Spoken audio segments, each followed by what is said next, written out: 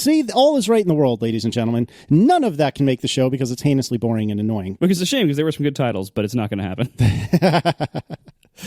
All right, let's start the show now that we're all friends again.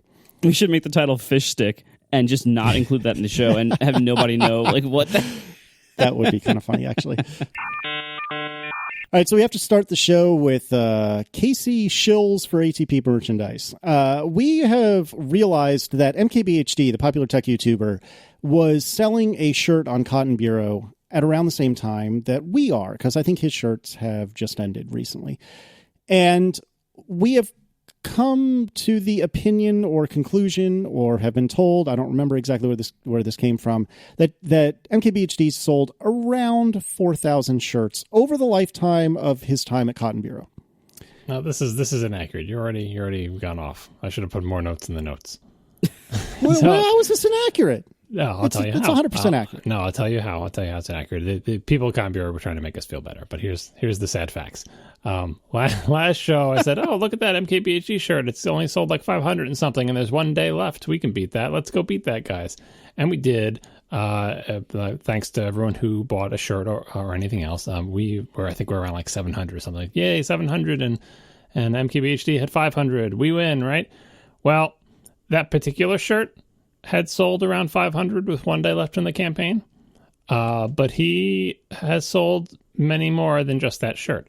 One other shirt of his sold 4,000 across 2 campaigns. So now we're up to 4,500 across 2 campaigns. He's sold many, many shirts. Many of them had sold in the high hundreds or the thousands. So if you just look at that one shirt we were looking at, yes, he sold 4,000 of that single shirt over 2 campaigns. But if you look across all of his shirts, the numbers are grim.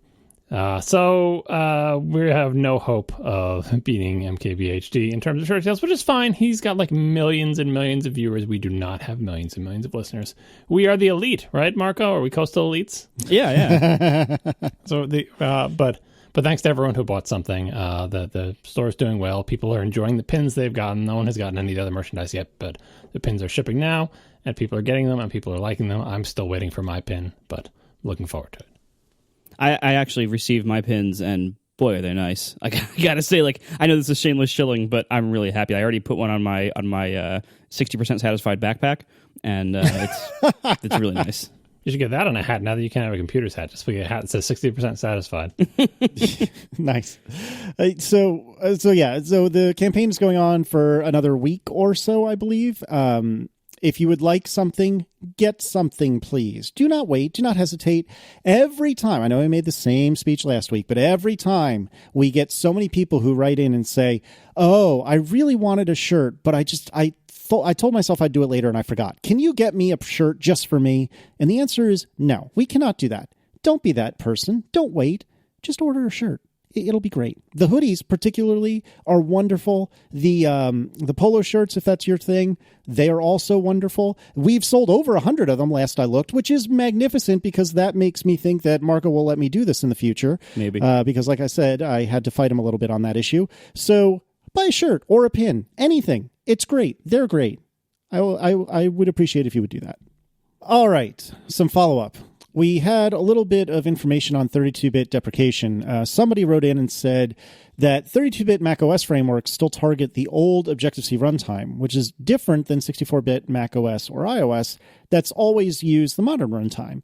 So this means that frameworks need to worry about the fragile base class problem, which we can explain maybe later if you want. They have to worry about exposing all the space that's required for each class and other limitations, unless extra tricks are done manually by the implementer. The end result is that almost all new development is done for iOS first, and Mac frameworks are either stuck in the past or evolve much slower. Removing the support for 32-bit frameworks means the same framework code is much easier to ship on both Mac and iOS, which is good, which we want. The Objective-C runtime thing is a big factor in this, but it is, I think it's a little bit optimistic to think that if this is removed, suddenly frameworks will be released for both simultaneously. It'll help, of course, but there are many other reasons why new development is done for iOS first and the Mac later. This is but one of the many reasons. Yep.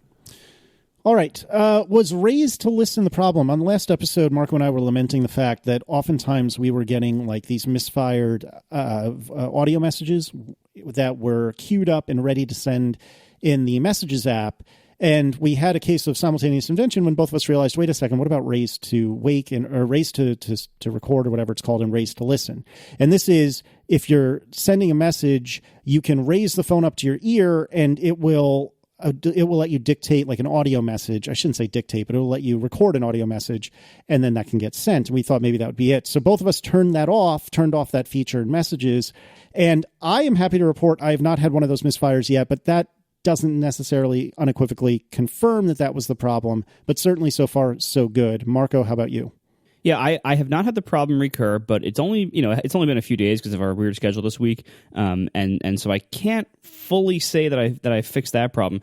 The other thing is, so we got a lot of feedback from people on this, lots of iPhone 10 owners who are tired of like accidentally causing things to happen, especially audio messages and messages when putting their phones in their pockets, and learned some interesting things. One of them, I think, is actually, in my opinion, this is a bug that Apple should fix. I know why. I can see why it does it this way, but I think this is a bug. If you hit the sleep-wake button, iOS will continue to accept touch input for like a half second or so after that. And the reason why seems to be that it is it's giving a small delay to try to tell whether you are double tapping the button or holding the button down to activate Apple Pay or Siri, respectively. Or if you have a triple tap accessibility shortcut enabled, it's waiting to see if you're triple tapping the button. The only way to distinguish whether you're single tap or double tap or triple tap or tap and hold is to just wait a second before it executes the single tap action. So the problem, and all that is, I think, unavoidable. There has to be some delay for it to know, like, did you just double tap this or not? The problem, in my opinion, is that when you single tap it, touch input should be suspended. I think when you tap that sleep-wake button, the entire screen should disable input for that half second until it knows whether it is going to sleep or not.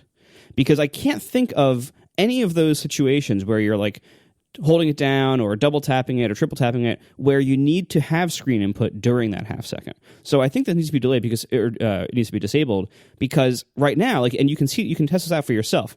Open up your phone, open up Mail or, any app that has like a table view. Hit the sleep wake button and then in the next half second, tap a message and you will see it start to animate in before it goes to sleep.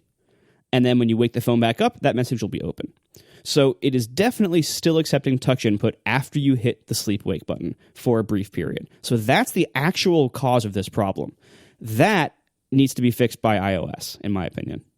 Yeah, I think I agree. And somebody on Twitter suggested that if you disable all of those things that can wait for more touch in or more clicks. So basically, if you turn off Siri, Apple Pay, and the accessibility shortcut on the iPhone 10. Somebody on Twitter was saying that actually makes the sleep skip all those delays and be instant. I didn't actually try that, though, because I don't want to turn all that stuff off. We are sponsored this week by Hover, a great domain name registrar. Visit hover.com/ATP to learn more and get 10% off your first purchase.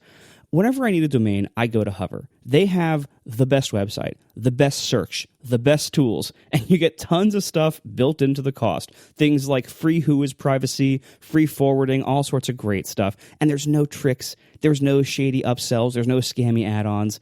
It's just great and easy. And so I'll tell you how easy it is. This past week, I was making a Slack group for a private community, and I wanted a domain. I wanted a .com that would just redirect to the Slack invite URL, which is this big, ugly, long thing. I just wanted a simple .com. Somebody could type in. I could tell them. I could maybe print it on posters and hang it up in the community, whatever else. And I went to Hover, and I had a .com that was a great name. It was easy to search for. I had it registered, bought, redirected to this URL with DNS propagation and everything in less than 15 minutes. Because Hover is that good and that easy to use. I was able to go from the idea to having a fully functioning domain with a redirect in less than 15 minutes. I was blown away by how easy it was. And that's just how good Hover is. Their website is easy to use. Everything is intuitive. It's well designed. It's respectful of you. It makes good choices for you. So, for instance, it turned on WHOIS privacy for me. Because why would you ever not want that? They are sensible people, and they give you wonderful deals, wonderful domains, and a wonderful website. So I strongly recommend you check out Hover. They have all the domain extensions you might need. They have all the features you need. They have a feature called Hover Connect that lets you automatically and very quickly connect to popular web hosts. And they also offer full DNS control if you don't want that. And their customer support is top-notch if you ever need any help with anything.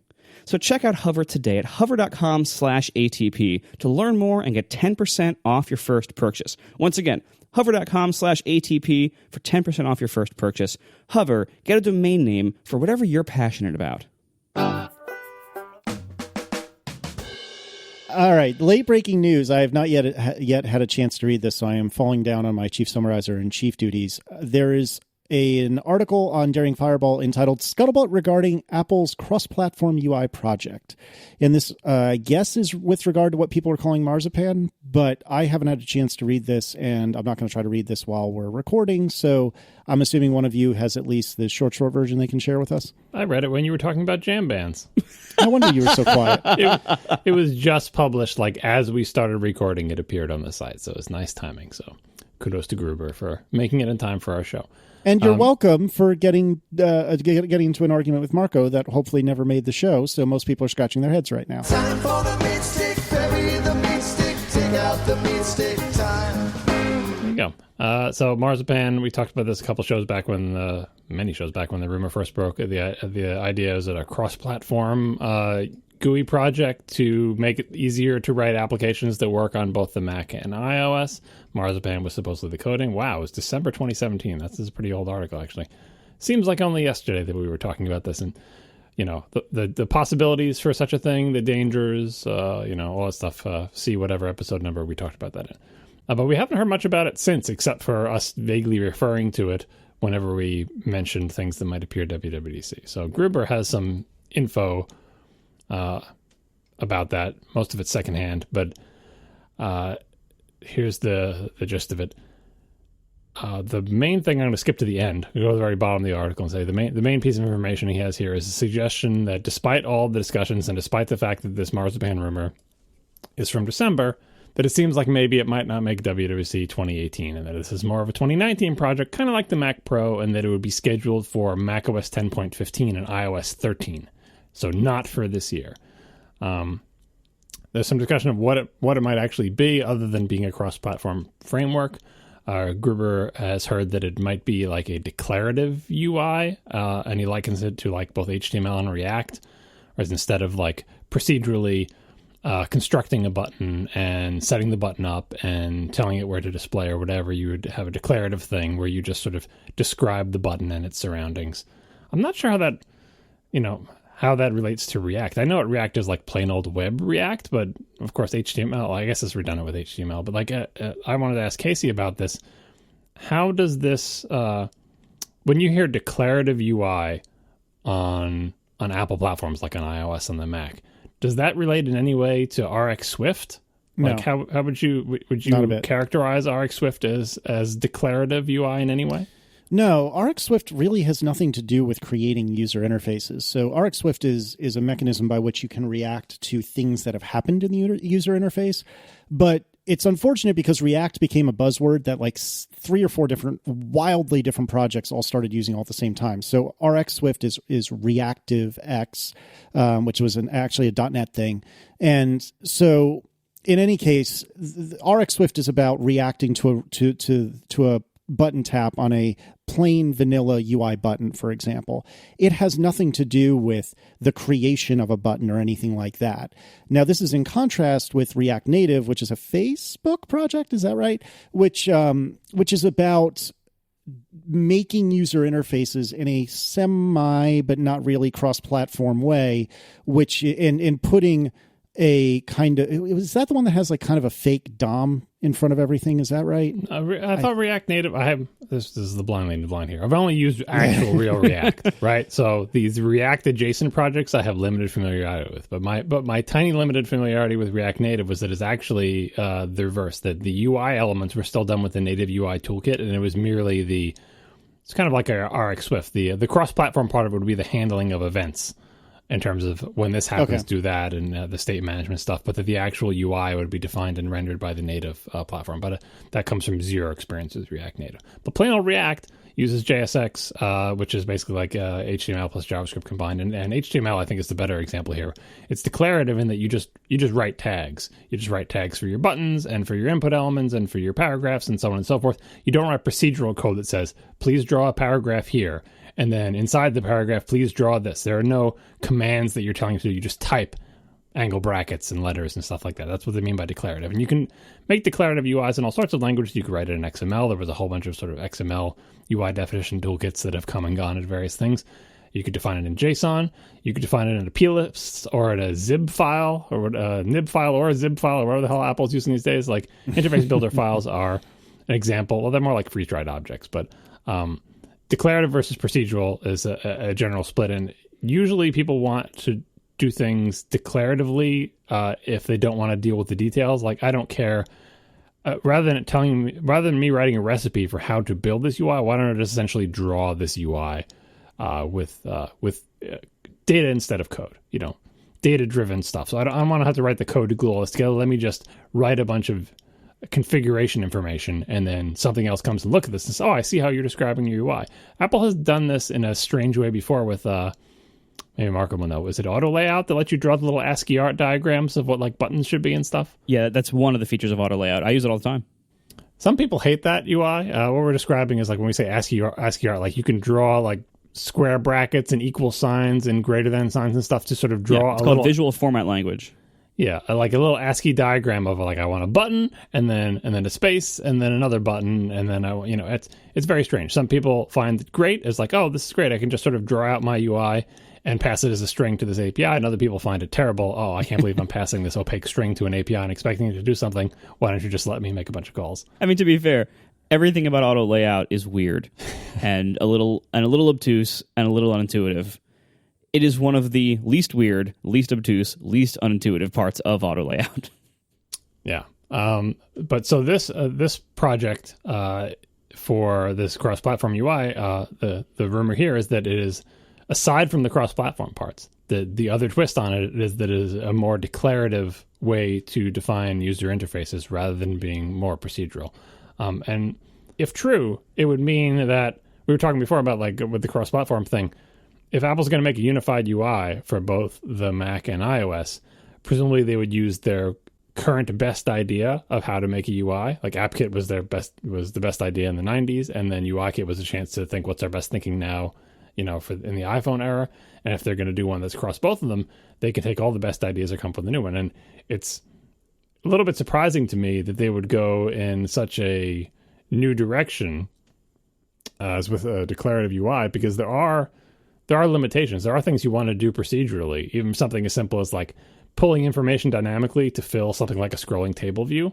It's a little bit tricky to do that declaratively because you kind of have to do it on the fly, like in response to incoming data. You can't really declare the entire UI because you don't know it ahead of time. So sometimes it's tricky to do, like, I don't know, like there's a place for procedural code, and any sort of religiously declarative way to do UIs can run up against strange limitations. Whereas if you have something that works procedurally, you can build a declarative language on top of it, but underneath it is still the procedural way to do everything. So you can hook into that. I don't know. We'll see. Anyway, that's the rumor about what it may be, and the idea that it being cross-platform, of course, that you'd be able to make one UI using one framework and it would work in both places. Not that you would have the exact same controls in every place, but that it wouldn't be completely different, like AppKit versus UIKit or UI color versus NS color and all that stuff. That there would be a single shared set of classes for different widgets. You'd use the appropriate widgets in the appropriate places, but in general, the UI code would be the same. And the final bit is that final bit of rumor, and this is that the code name Marzipan is may have been the name of this thing at one point, but apparently it's not called that anymore. Not that we would ever know this, because Apple doesn't usually tell us the code names of things, but apparently Marzipan is an outdated thing. And who knows how outdated, because the story was from many months ago. But whatever it is, if Apple tells us the code name, chances are good that they're not going to say it's Marzipan, according to this article. So, I mean, the main reason I wanted to put this in here, aside from us fumbling in the last minute to try to characterize what a declarative UI is not what's left for WWDC, but no Mac Pro, no artist formerly named as Marzipan. What do they show us at WWDC? What's left? What are we looking forward to now that all our Mac Pro hopes and dreams have been shattered, and now that it seems like, if you believe this article, perhaps no cross-platform UI either?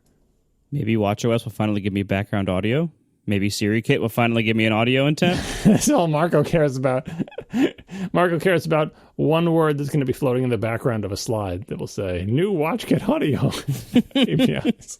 I mean, that's basically been my entire developer life. Like with Instapaper, I was always like hoping for any new API on UI WebView because it was almost never any, and I had so many hacks. And I was like, please make this easier. Now I'm just kind of hoping like, yeah, you know what? Please just like, make me like a Siri intent for audio, or make me, make watchOS not suck as much as it does suck for me right now. Give me a volume control on watchOS. That by far my number one feature request from customers is to be able to control volume from the crown from my watch app, which they can't do. And the reason they can't do it is not within my control to fix. And so that's what I'm hoping for here. And that's like, every WWDC. The developers get like fun new APIs, fun new abilities. Even the kind of quieter OS releases usually have that kind of thing. I mean, heck, even infamously Snow Leopard added Grand Central Dispatch. There's like the no new features release had this massive new API. So Apple's API and frameworks teams are pretty good at getting interesting, useful stuff out there pretty much every year. So.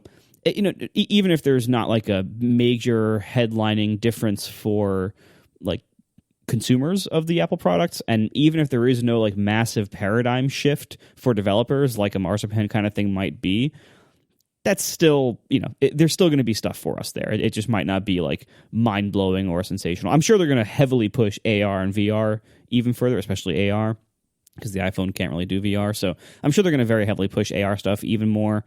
I honestly don't give two craps about AR, and I don't see any killer app on the horizon for it. So I don't really get excited about that, but I do get excited about just like a bunch of little stuff, and maybe one or two big things might become easier or possible now that weren't before. So that's what I like, and I think most developers, if you're getting real, like about what actually matters day to day to a developer's life, that's the kind of stuff that matters more. I want to talk about the AR and VR stuff in a little bit, but I'm trying to think of still what they could show WWDC, because they do want to have some kind of headlining thing, even if it's mostly independent of the week's worth of sessions.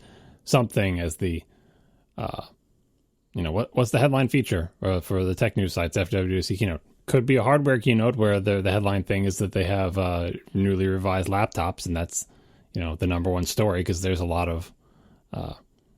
That would make for a compelling headline given all of the press surrounding the laptops in recent months. But that's not particularly developer focused. And then just have the sessions be like, oh, and we have new versions of Xcode and everything's better, and Swift has API stability, and AR and VR is still cool, and the new OSs and stuff like that. But well, and also like you said like it isn't exactly developer focused, but like first of all, releasing new MacBook Pros is very developer focused, because almost every developer in that room will be using a MacBook Pro during that keynote and afterwards.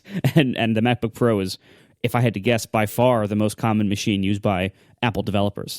But also, keep in mind that this is the keynote is a public Apple event. It's an Apple keynote. It's not that different from the fall keynote in terms of like how Apple needs to frame it, what kind of products might be announced there. It's just kind of convention that like hardware doesn't always get announced there, but that is a public event, and that is really aimed at consumers. Developers happen to be sitting in the room while Apple talks to the world. The actual developer keynote is the State of the Union 2 hours later. That's in the afternoon. That's when we actually get all like here's this brand new big API, or here's major changes to Xcode, or like that's when the like developer quality of life stuff actually gets introduced. The keynote, the official keynote that's live streamed to the world, is really a consumer focused statement that is couched in developer context, but it's really talking to consumers. So as the date gets closer, maybe we'll know better. But for now, like I was disappointed when it seemed like the Mac Pro is not going to, Apple announced the Mac Pro is not going to make it, and now it seems like they're not even going to tease it, because why would they? The whole point of them telling us that it's only coming in 2019 was to make it so we don't hope for anything. I still would love a tease, but this just doesn't seem like something they're going to do. And now this is just a rumor, but still a rumor with, a fairly reliable source. Gruber usually gets this stuff right. That whatever Marzipan is or was, don't be looking for a new declarative cross-platform framework to be announced at WWDC. So that takes away the other the big hardware story, as far as I was concerned, was the Mac Pro, and the big software story was this Marzipan rumor. Both gone, if you believe everything. And then all you've got left is, like last year, there's going to be a new version of iOS. There's going to be a new version of macOS. Maybe there'll be some new hardware. There's a new version of Xcode. There's a new version of Swift. Like just a typical WWDC. I mean, I suppose as we get closer, the rumors we'll get more accurate rumors. But right now, I'm not feeling bummed about it. But when the Mac Pro was taken away, I was like, oh, well, at least maybe they'll show that cross-platform framework. The only thing I have to hold on to is my dark horse, ridiculous, probably not going to happen, but if you want something to hope about, is if Apple is changing CPU architectures in any way, one potential strategy is to super duper pre-announce it so that developers have plenty of time to adjust. They pre-announced the Intel transition, but not by that much. But there was a period of time when developers were shipped Power Mac G5s with Pentium 4s in them and stuff, and ported their software and stuff like that. So if Apple really wants to get ahead of the game and say, we're pre-announcing this by 2.5 years, but just so you know, we're going to change architectures and here's a bunch of things on it, that would be cool and super exciting, but it doesn't seem like a thing they're doing. So, oh well. Well, and I think one more thing to be optimistic about for this, for what's left for WWDC. WWDC keynotes have been pretty poorly predicted in recent years. There's always been a lot of stuff that gets announced that we had no clue, that we had no expectation of beforehand. There were no rumors about it. Apple is getting a lot better at secrecy recently. And when it comes to things that aren't hardware, that don't have things like supply chain leaks and everything, like a lot of the stuff that gets announced at WWDC, APIs, Swift, stuff like that. There have been a lot of major WWDC announcements in recent years that nobody expected and nobody predicted. So I wouldn't say what's left? I don't know. It could just be a boring one. There's really not a strong correlation between what we know and can think to expect now versus what actually comes in a month. I think that's true. I don't think this is an appropriate time to do our official WWDC pontificating episode. But that being said, since we've kind of opened up this whole conversation, a couple things that jump to mind that would be really cool, especially for developers anyway, is having more UI kit on the watch rather than watch kit. So having any UI kit for us on the watch would be cool. A potential for custom watch faces in any capacity. I don't think either of these things is particularly likely, but both of them would make a pretty big splash amongst the people who care about the Apple Watch. We could see Xcode or an Xcode equivalent for iPad, which I still am hyper skeptical that is going to be a thing anytime soon. But there seems to be enough smoke there that I'm starting to think that I'm the one that's wrong, and maybe it is coming soon. And this is not Apple style at all. But what if the headlining feature of iOS 12 is that there's no headlining feature? What if that's what I was going to get at? We had that story about downscaling. What was it like? Apple, I think it was just a rumor, that there was a bunch of things planned for iOS 12 and now they've been pushed aside because Apple's worried about stability and ditto for the Mac thing. That was what's making me think that there'll be even less here than we expect. And yeah, they could spin it like you were saying, Casey, the feature is no new features, even though they already did that once. That would get a lot of applause, but it doesn't really make for a lot of really interesting sessions, right? Guess what? Things are more stable and we fixed a lot of bugs. That's exactly what we want, but you can't really do a 1 hour WWDC session about how a bunch of bugs are fixed. Yeah. I don't know. We'll presumably talk about this again in a few weeks, but it is an interesting predicament because any of the places where we all were looking for smoke, it seems that those fires have been extinguished. So I'm not sure what's left, to your point earlier. Well, so to what Marco was talking about before, the thing about WWDC things being surprises is software doesn't have supply chain leaks, right? For the most part. It's not like people all over the world have to build millions of these things and it's inevitable to leak out. It all happens in California for the most part. And those people are really good at keeping secrets, so we don't have any visibility into them. And the process, from what I can tell from the outside of how things appear at WWDC, is they're worked on for years and years and years inside Apple. And the most large, important projects have at least 1, sometimes 2 years where they think they're going to be shown at WWDC, and they say, no, actually, let's wait till next year, right? So if you're outside Apple, it's like, wow, look at this amazing thing. When did they do that? And if you're inside Apple, it's like, what year did we release that? Because I know we were going to release it this year, but then we didn't. And then the next year, oh yeah, that's the year we actually released it. But we've been working on it for 5.5 years, so it's hard to keep track of when we actually released it. The rumors are that the HomePod was like that. Swift was certainly in development for years and years inside Apple before it was shown to the world. God knows APFS and every file system project inside Apple spent a long time not being released until it finally was released. Every year we thought it was going to be the year of the file system until it finally was. So that's kind of why they catch you by surprise, because when APFS comes out, although I think I did predict that one correctly, but the prediction was factoring into the formula that they had been working on this for years, and even though it seems like this is the year it should come out, it won't. It will be next year. Swift was mostly out of nowhere, like no one knew it was a real thing, but again, worked on for years. And so anything that we're hearing rumors about now, like a project that started recently, like this, this Don't Call It Marzipan thing, that probably has to incubate inside Apple for many years and miss a bunch of WWDCs because it's not ready yet before it actually appears. So having it miss this year actually isn't that surprising.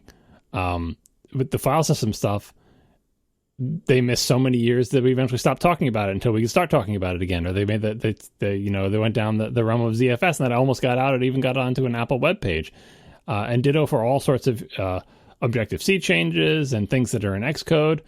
It seems to me that things like any big company, Apple usually is cautious and not in a hurry to put out features like that, especially if they have large developer impact. They want to be sure that they work. Sometimes they want to dog food themselves for a while. So that's why I think it's so surprising. When it comes out, it's a project that was hot inside Apple 5 years ago when it was really getting going. And by the time it comes out, if you didn't know about it 5 years ago, and it's like, wow, where did this come from? Yeah, it's like, yeah, we've been working on this for 5 years. Like, that's entire teams of people have been doing this. And it was practically ready last year. And the reason it's so good this year is because it was practically ready last year. So I'm hoping any sort of cross-platform declarative UI follows that path, where by the time we see it, Apple is super sure that it's great. They've dog-fooded it internally. It's really polished. It's good. And that's when it comes out, and not like, oh, it's in a somewhat releasable state and we could show people now. Let's just do that, because that's not a great way to go. We are sponsored this week by Squarespace. Start building your website today at squarespace.com. Enter offer code ATP at checkout to get 10% off. Make your next move with a beautiful website from Squarespace. Squarespace sites look incredible with almost no time investment from you. So if you need to make a website for pretty much any new project you want to do, whether you're creating a new blog or a new business, or you want to show things off in a portfolio, or even more complicated things like you want to launch an online store, or you want to put an online podcast up and you want to host a podcast, Squarespace can do all these things for you, and all built into all of their plans. And they have tons of intuitive, easy-to-use tools. And you can make these sites no matter what your skill level, whether you are a novice or whether you're an advanced computer nerd. You can make a Squarespace site in pretty much no time with pretty much no effort. They make it super easy to do a lot of complex things, so you don't have to worry about it. You don't have to worry about hosting and upgrades and patches and uptime for your site and everything. They take care of all of that on rock-solid networks, rock-solid infrastructure. And if you need any help whatsoever, they have award-winning customer support too. And it's great even if you're making a site for somebody else and they've come to you, the computer nerd in their life, to make a site for them. You can make it on Squarespace, and then it's out of your hands. Then when they need support, they don't have to go to you. They go to Squarespace. So whether you're making a site for yourself or somebody else, Squarespace is the place to do it. You can start a free trial to see what I mean at squarespace.com/ATP. Start that free trial today. There's no credit card required.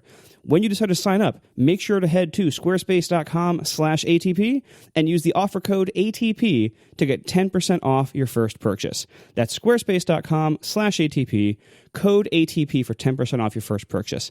Thank you so much to Squarespace for sponsoring our show. Make your next move with Squarespace. And I guess this is still on WWDC topic, is why I moved it up briefly. Marco talked about how he doesn't care about AR or VR, and there's no killer app for it. And I mostly agree with that, although I still think placing furniture is that's not a killer app, but it's a good application. I was doing some AR stuff on my phone that I actually found somewhat useful, or at least fun. Oh yeah, so I think placing furniture, if you're like trying to ballpark a measurement on something, like there are interesting and useful uses for it. But what I'm saying is, like, I don't think we've seen a killer app yet. And usually, I mentioned a little bit of this on Under the Radar this week or last week, I forget which one. But usually, it's if a new technology comes around and nobody can figure out the killer app for it, like almost right away, there generally doesn't come one. Like it doesn't usually happen later. Usually, the killer app for something, if there's going to be one, is pretty obvious right from the start. So, right, we've had AR now for a while, and we've had a few like cool uses for it. Pokemon Go is by far the biggest use, I think, for the world.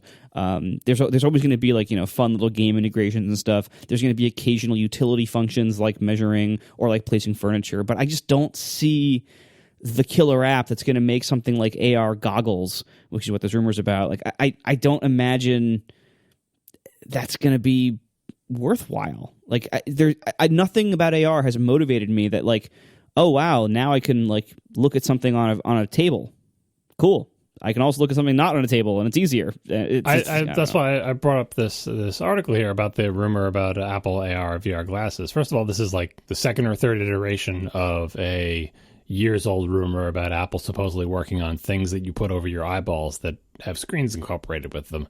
I think the most recent one was that Apple, several years ago, that Apple had canned their internal glasses project because the tech wasn't ready, or they didn't like it, or they spent some time looking into it, and they figured, let's put this on the shelf. Here comes the rumor back again, this time with a wireless angle of like, oh, but it's different than other headsets because you don't have to have it connected with wires, which is a big hassle for AR and VR goggles from some other companies.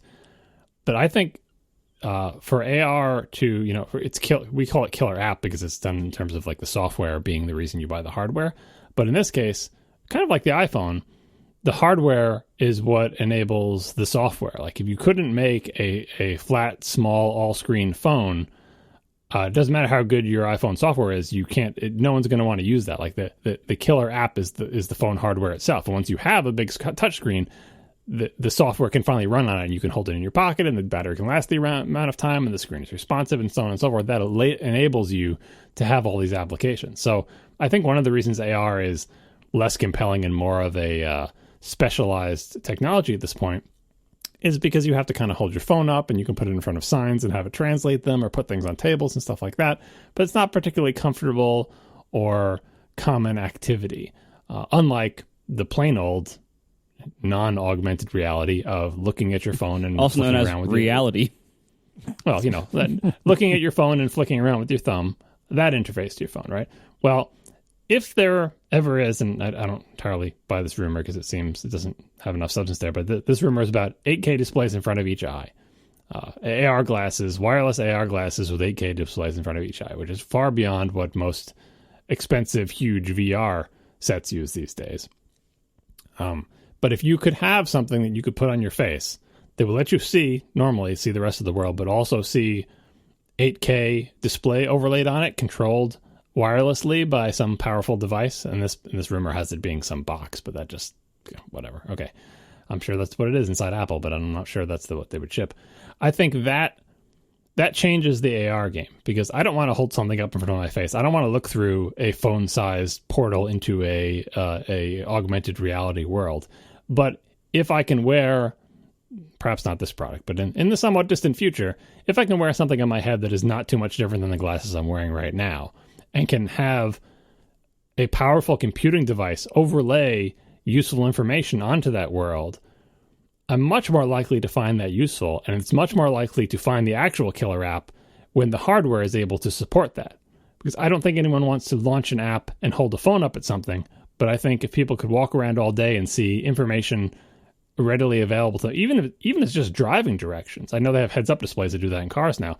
If you could get turn-by-turn driving directions overlaid with AR in your car, that would be a killer app, because glancing at the nav screen is dangerous and much more difficult. And most cars don't have HUDs, and I wouldn't trust that to automakers anyway. But if it could be displayed inside my glasses, my eyes on the road the whole time, I wouldn't miss the turn because I can't tell if it was telling me in 500 feet or in 300 feet, and I can't correctly estimate what 500 and 300 feet is, and I can't tell if the thing is lagging, so I miss my turn. If there's a big green line on the ground, I can figure it out.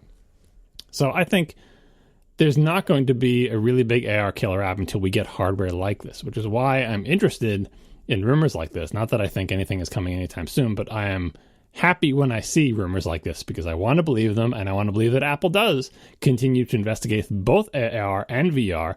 The release of ARKit makes it even more plausible. Yes, Apple actually is doing this internally. What do they have so far? They got a bunch of frameworks that they're working on and improving, and the frameworks are really good, and they improved last year, and I hope they improve more this year.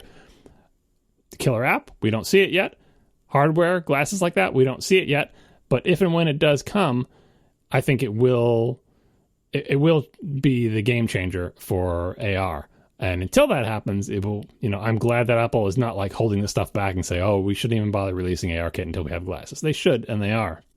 But I'm hopeful. This is for WWDC 2021 when the glasses come out. I don't know. Maybe they come free with your Mac Pro. Oh yeah, right. Apple would ship anything for free. Remember how the glasses used to come with the crappy 3D TVs, and you'd get one pair of glasses with it. But if your family wants to watch, each new pair of glasses was $100. I never had one of those. I got a free pair with my TV. I totally missed the 3D era when I was buying TVs. Thank God. Be glad. I used it exactly twice. I think both doing the same thing. I was playing the PlayStation 3 remaster of Shadow of the Colossus, which had a 3D mode, and I used the glasses that came with my TV. It's kind of interesting. I don't recommend it. The funny thing is we can kind of predict, if Apple does release this, we kind of know how it will go at this point based on previous releases. I wouldn't expect another iPhone. I would expect it to be announced way too early, to ship late, to ship with incomplete, buggy software, and to be really slow and generally weird for about 2 years before they finally get something that's pretty good. Possibly, but every time I look at these rumors, even 8K display in front of each eye, I'm like, how far advanced would the technology have to be before it's a product that people would actually want to use? Because even Apple in the state it is today, I don't see them releasing something like the Oculus or the HTC Vive or Vive, where it's like a giant shoebox in your head. Apple just won't do that. It's just too much. Or even like the HoloLens, right? But we are so far from technology that lets it be glasses like the ones I have on my face. So far, there's a long gap. On the other hand, as I've said about phone thinness many times, you don't just immediately release the thing that looks like a regular pair of glasses. You have to do all the things in between and work your way up to it slowly. Is that what Apple's doing internally? Or are they going to actually release the big, thicker thing and then, like you said, Marco, go through 2 or 3 years of it being thick and ridiculous and geeky and unwieldy until they finally get down to the nice one? It's rare that you can jump immediately to the iPhone, which was already pretty thin, pretty light, and did all the things we wanted it to do. That's why it's so amazing. But an 8K display in front of each eye, wirelessly communicating, the batteries alone to power this would be substantial. This by the way ties into, I can't believe this article didn't tie it in, but it ties into the micro LED thing, right? If Apple's doing micro LED displays, as far as I understand about that technology, as with any new screen technology, initially it's really expensive and really hard to make. So if you're going to start it on a product, start it on the one with the small screen. The obvious answer is the watch. The whole reason Apple will be doing this micro LED stuff is because they want a micro LED display on a watch in the future because the screens are small. But you know what else has a small screen? Potential glasses, right? So don't expect micro LED displays on your giant 27-inch display. First, expect them on your watch and maybe on your glasses in 2021. I thought this rumor was hilarious because 2 8K screens wirelessly? No, not today. Now, that doesn't mean in the future it can't happen by any means. And if there's anything I've learned as I've gotten older is that the future is far closer to today than I ever think it is. But I don't know, man. That's a whole lot of data to be pushed over no wires at all really, really fast. I mean, remember how much time the three of us spent pontificating about, external retina displays? And that still I guess you can say it's here now, but it took a long time from when we first started talking about it and arguing about whether or not, Thunderbolt had the bandwidth to do it. It's just, I don't see how this can happen even close to the way they want it to in 2018. But who knows? Maybe in 2020 it is possible. They can use lots of compression. The things that the glasses have going for it, the watch has going forward is obviously its size. Like, it's a really small screen, all things considered. So if you're going to debut a new display technology that you're working out, make it the size of a postage stamp. Great. The thing glasses have going for it is that depending on how they handle the lensing and all that stuff like that, you can make the actual screen very, very small because it's right next to your eyeball. And it doesn't have to be that bright because it's right next to your eyeball. And you have the possibility of using lenses and stuff, which you don't have the possibility. And it's in a fixed position, very close to your eyeball. So there's lots of things you can do that let you make the screen. I'm thinking mostly of battery. Make it so this thing can take way less battery power than an 8K like desktop display, which has to spray light all over the room, hoping that it will find its way into your eyeballs. This thing knows where your eyeballs are. It doesn't have to be as bright. It can be very, very tiny. You can use lenses to magnify things. So I don't think it's in labs. I can imagine somewhere in some university right now there's some AR pair of glasses that has 8K displays in front of each eye that costs $200,000 to make, and probably that's what's inside Apple as well. How do you turn that into a product? I don't know. That's Apple's job to figure out. What do you think, like, if you think about like the logistics of if Apple releases AR glasses and if they become as popular as, say, the Apple Watch? Like, I think that's a good comparison, like, of what they might expect, what might be a realistic outcome is that they become as popular as the watch. Do you guys get kind of, first of all, like, there's the logistical questions of, like, well, what about people who wear prescription glasses? What about sunglasses? Like, does Apple sell lots of different glass that can go into these? Do they become a prescription company and you tell them your prescription and they have a bunch that they can make or they can custom make for you? What if the future, the future involves wearing a certain kind of glasses that people with certain weird eyesight problems like Casey, what if they just never make one for you and then you can't participate in the future of computing?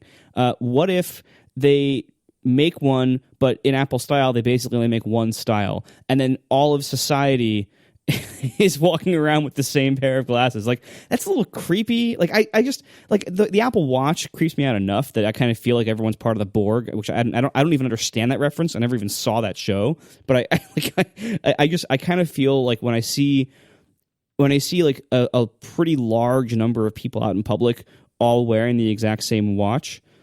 As a watch nerd, I find that kind of creepy and corporate takeover overlord kind of-y. And then if everybody was also wearing the same kind of glasses with the same frames and everything, like, I don't know. I just don't... I don't want that world because I would feel like everyone is just kind of, corporate, a little too far, like a little too much like, we love Apple for even my taste. And I'm a pretty big fan of Apple, but even that's, I think, too far. And also, like, there is all these, logistical and practical challenges of glasses are, first of all, pretty diverse. Second of all, not everybody even can wear glasses. Third of all, people who can wear glasses don't always want to. Fourth, people who can and want to wear glasses need different kinds of glasses, different types of lenses, different types of optics, different shading and tint for those lenses. Like, there's so many logistical challenges with this kind of product, and even if it succeeds, it's kind of creepy and weird in a lot of different ways and makes a bunch of aspects of society creepy and weird, as we kind of got previewed from glass holes. How does this work? Like, how do they get past all that stuff? Well, that's why I think you're thinking that it might be as successful as the watch is very optimistic, because the watch is a known quantity and the only real hurdles you have to overcome are, like you said, fashion. But for the most part, you don't have all those concerns about, like, people don't have prescription wristwatches, right? Like, if it fits around your wrist with an adjustable strap, you're pretty much good to go. If you can wear a regular watch, which is already a thing and a known quantity, you can wear one of these, and it doesn't have to be that different from them. The adoption for glasses has to be slower. First of all, it's on your face, which is the thing you didn't mention. Yes, wrists are, watches are on your wrist, and it's the most personal product Apple's made, but it's not on your face. On your face is a whole other realm. Just ask anyone who gets tattoos. Yes, people have tattoos. Do you have a tattoo on your face? No, why not? It's a little bit different. That's your face. Your face is your face to the world, as they say. So anything that goes on your face, there is a lot of problems in terms of how weird and embarrassing this is, how comfortable it is, even before you get into vision, before you get into anything like that. So I think the uptake is definitely going to be slow. But long term, with any of these things, it's the whole semiconductor industry mantra from 2 years ago or whatever.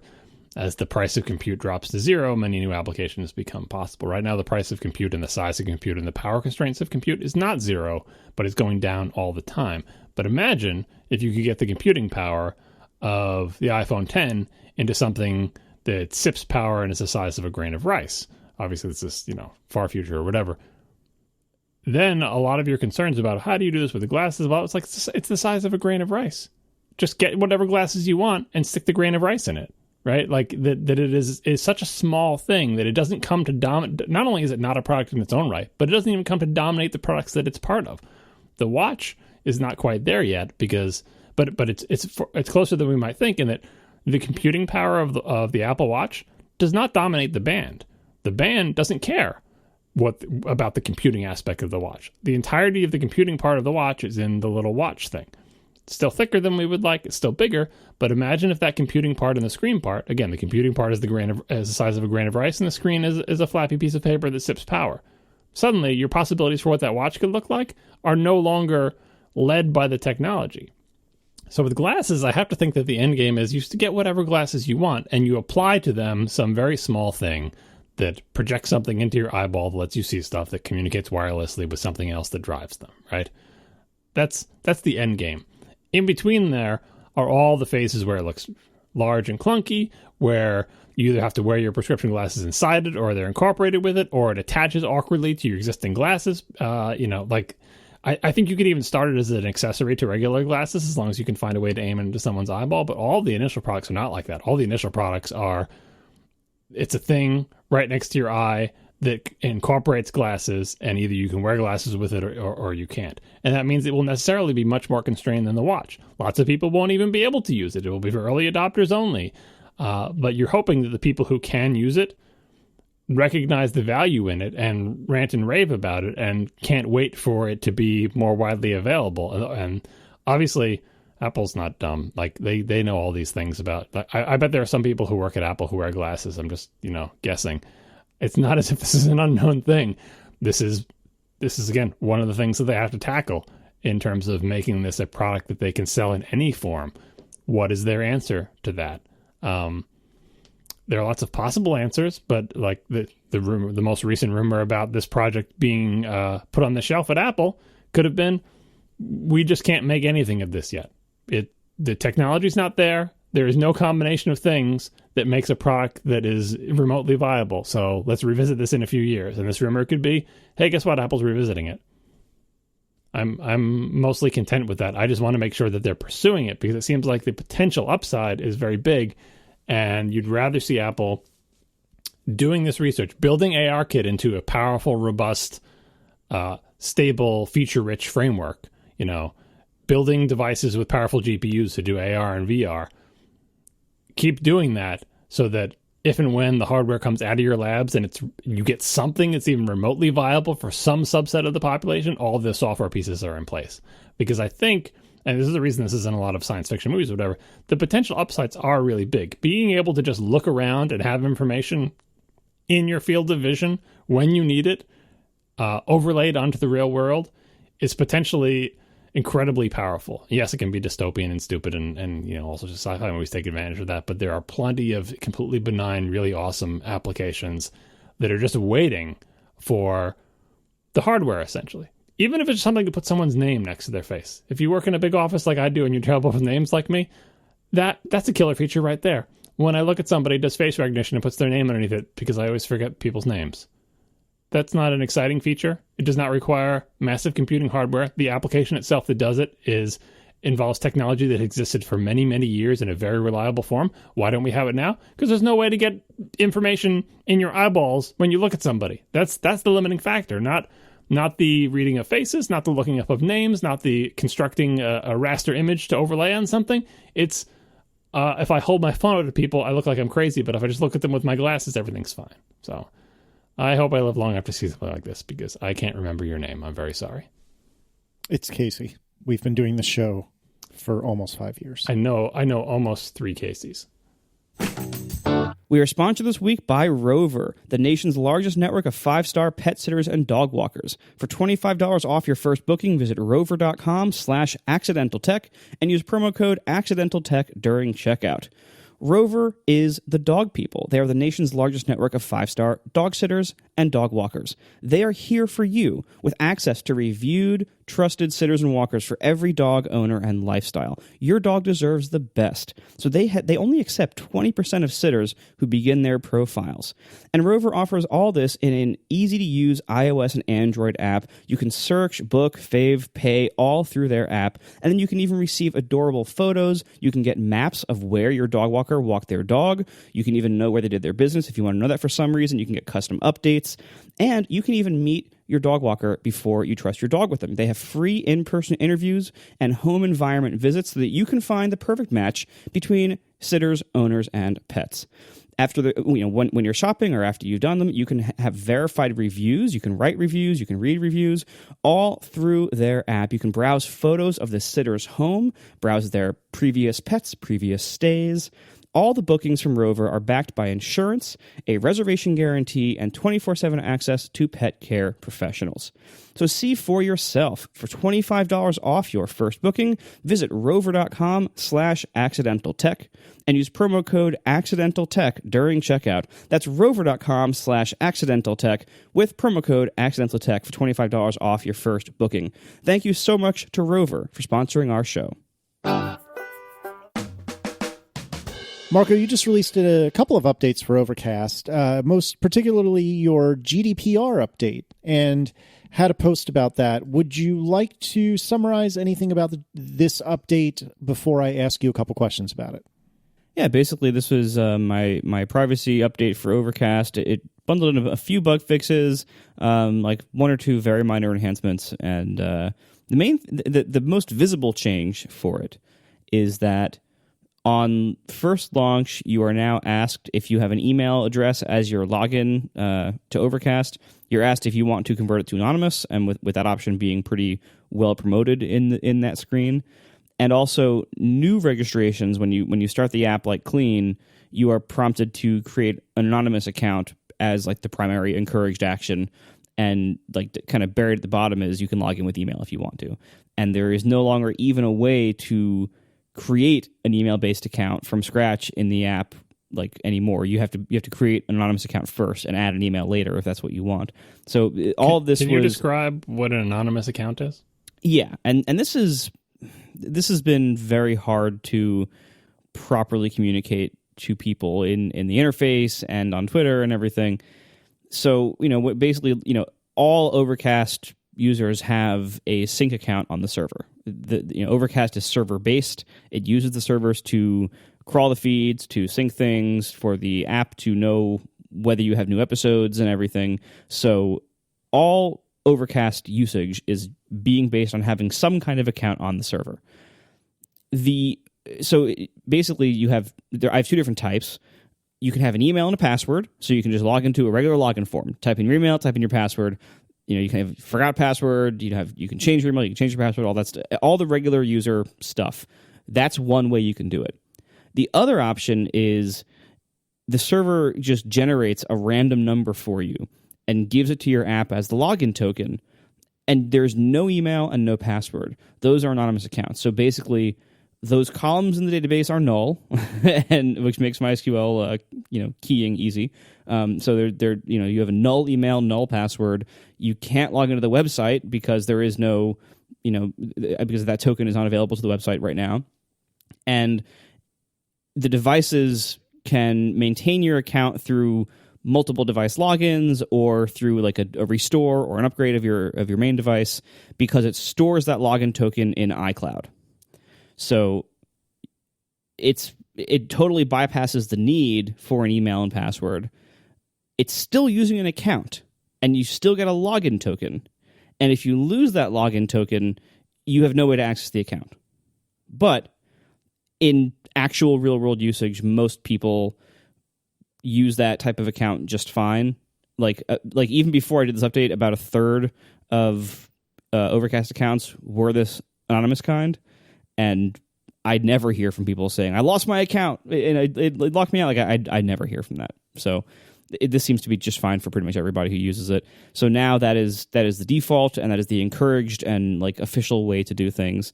And this is all in the service of getting me out of the business of having this many email addresses. Like I posted when I made this big blog post, I mentioned how I think it was 68% starting. About 68% of Overcast accounts so far were email accounts, and I would like to drop that as far as possible. Now, I don't know what's realistic to expect here. I have a few options if I want to kind of boost things, but none of them are very pleasant. What I want is for at least new accounts to drop down to very few of them being email based. And I did that prompting screen in part for GDPR compliance, which I actually one of the problems with GDPR is that it's a little bit vague on certain points, and it's mostly a feature, not a bug, because then people should interpret it pretty conservatively and be extra cautious about dealing with your private data. There is some question about whether I even have qualifying private data and whether I even have the kind of like usage of that data for marketing reasons that would even require consent or explicit consent in this way. But I'm assuming that I do. I'm assuming that email addresses count as personal data, and I'm assuming that just having your email address requires some kind of consent. And so therefore, I am making people opt in to accept the privacy policy to even keep using their email address in the app. So I think I'm covered there. But this is partly about GDPR. That's kind of what motivated it. But it's much more about, I just don't want to have people's emails. Like, to me, that's a liability. Like I talked a few months back, at least Under the Radar, and I think I did here too, about how I was trying to come up with a plan to, similarly to how any like right-thinking service doesn't store your password, they store a hash of your password in a way that is, hopefully, if they use a secure hash, in a way that makes it impossible or impractical, at least, to get your password if somebody steals your database and gets that hash. I was investigating for a while, can I do that with emails too? And hash the email, so I don't even have a copy of your email. And there's a bunch of challenges to doing that, like just practical challenges of things like, how do you look up an email with a database index if it's a hash that doesn't have a fixed key or salt to it, rather? Like the key would have to be fixed, but the salt would presumably change with every iteration with any secure hash.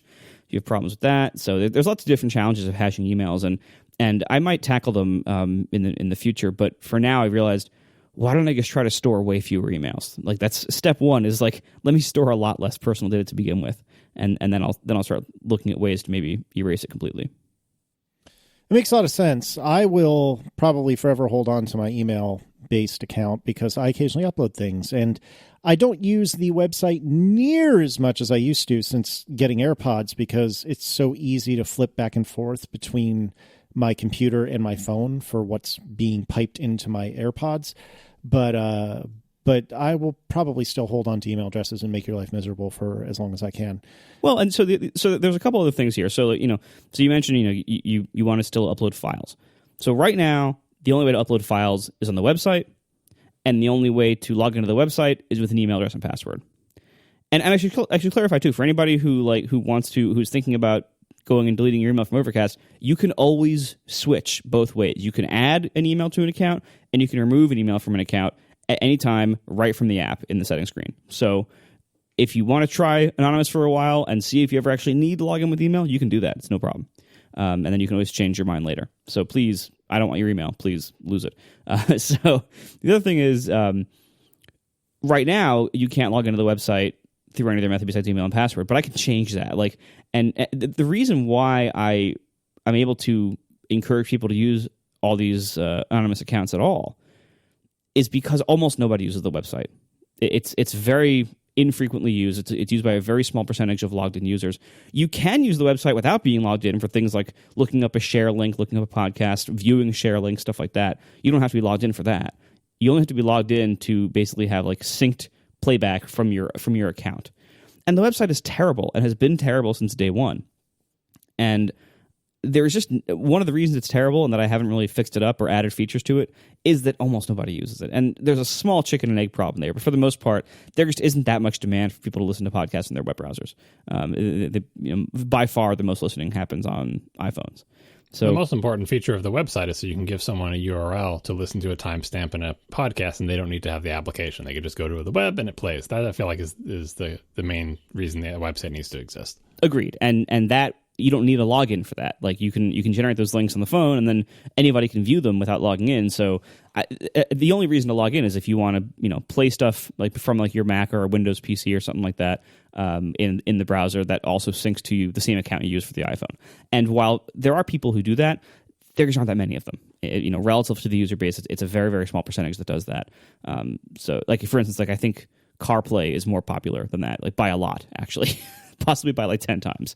So it's a very small number of people who use the website. So and file uploads are also, that's a big feature for some people. It's not a big feature for a lot of people. It's only available to paying subscribers, which is already a fairly small percentage of the active user base. And even among them, not all paying subscribers upload files. Many of them just subscribe because they want to support the app or because they don't want to see the ads.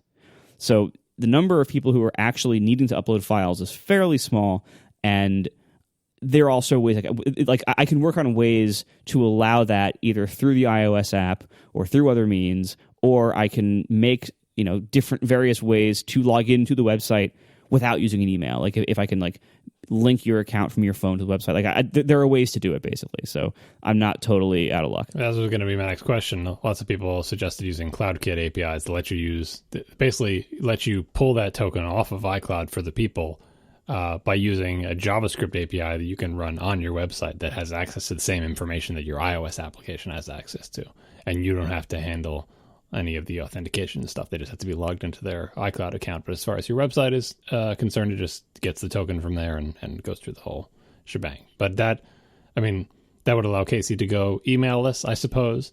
But if so few people use the website, I don't see why you wouldn't just keep it so that if you want to use the website, you need an email address.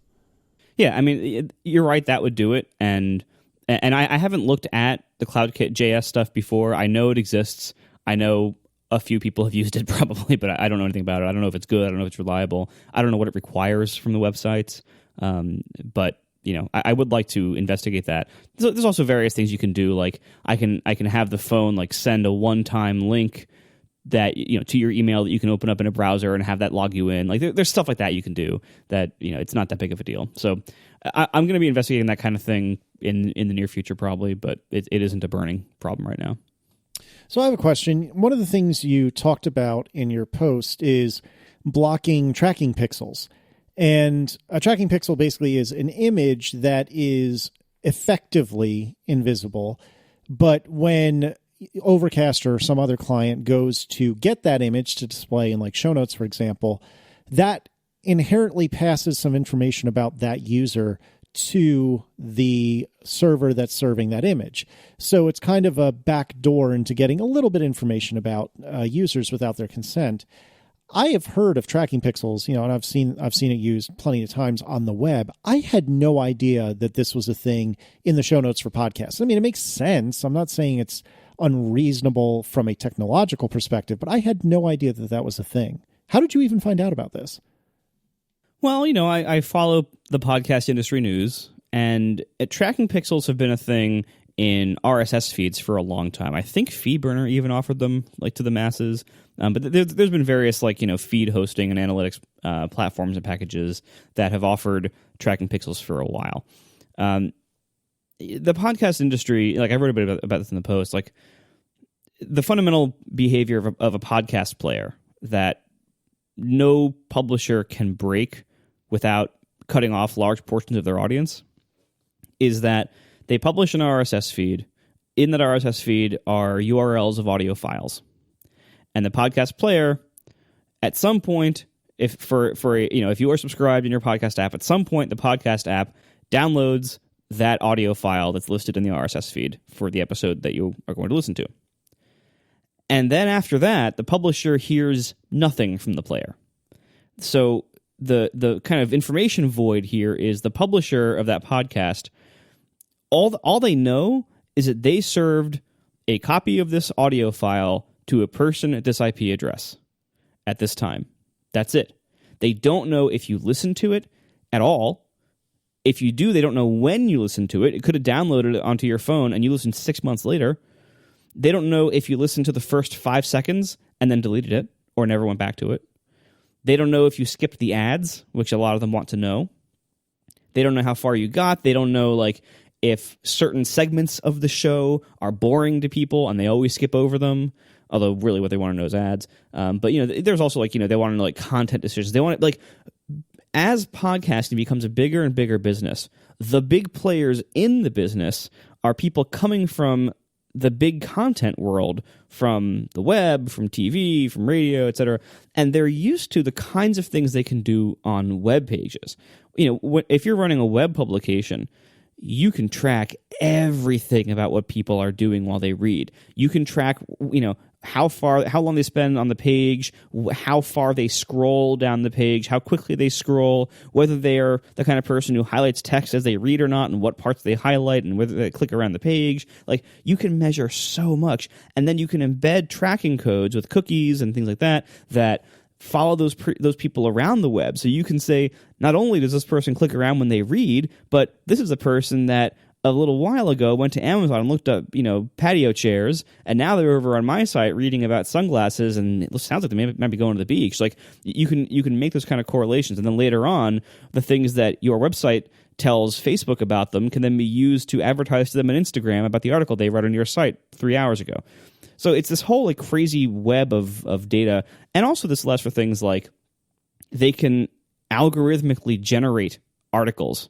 Bots can generate articles that they know people will like based on previous data. They can analyze how those articles perform in real time. They can A/B test different arrangements of sentences and paragraphs, different types of construction, different topics, and they can A/B test that to generate even more articles that are even more effective later.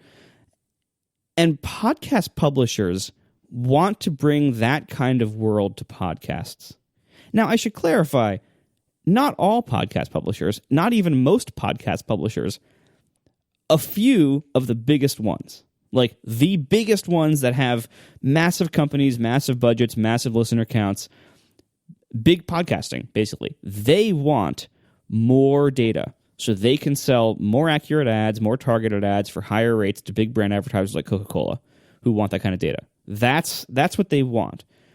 Nobody like us wants this.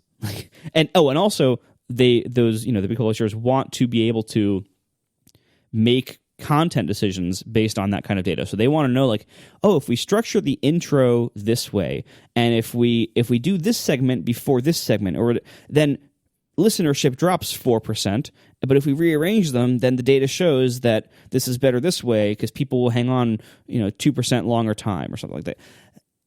And what that leads to is, in my opinion, what the web has now, which is a lot of spam, a lot of garbage content, a lot of micromanaging of creative content and creative people and consumption of that content by data people, a huge amount of privacy invasion and tracking that is creepy and that people don't want or like or even know about, and just kind of a general kind of, cutthroat, bargain basement, penny scraping ad market that right now podcasting has none of these things, and podcasting is awesome right now. And we've gone like a decade without having any of these things. So I don't know why anybody wants this. Well, I know why they want it, but I think they're misguided and wrong. So because the big publishers want this, and because podcasting is hot and there's a lot of money being made here, both the big publishers want it, and also there's tons of ad tech companies trying to break into podcasting. Basically, they smell money, and they're like, oh, we'll use the tools we have to expand into this market. So the tools that ad tech has are tracking, A/B testing, stuff like that. This is why a lot of podcasts now serve you local ads. It's just another part of this movement where they literally inject ads into the podcast at the moment you download it that are tailored to your IP address and anything else they know about you from that. And ad tech companies are selling all sorts of wonderful solutions to podcast publishers, saying, we can solve your data problem. we can track people past the download with our proprietary technology. And most of it is total BS. Most of it is like just totally like they are not really knowing anything here. They're not really getting any data, or they're getting data from very few people. But so I'm always on the lookout for whenever any ad tech company says, we've solved podcast data, we can tell you more about where your customers are coming from, how far they're listening and everything. It all boils down to a few very small things they can do.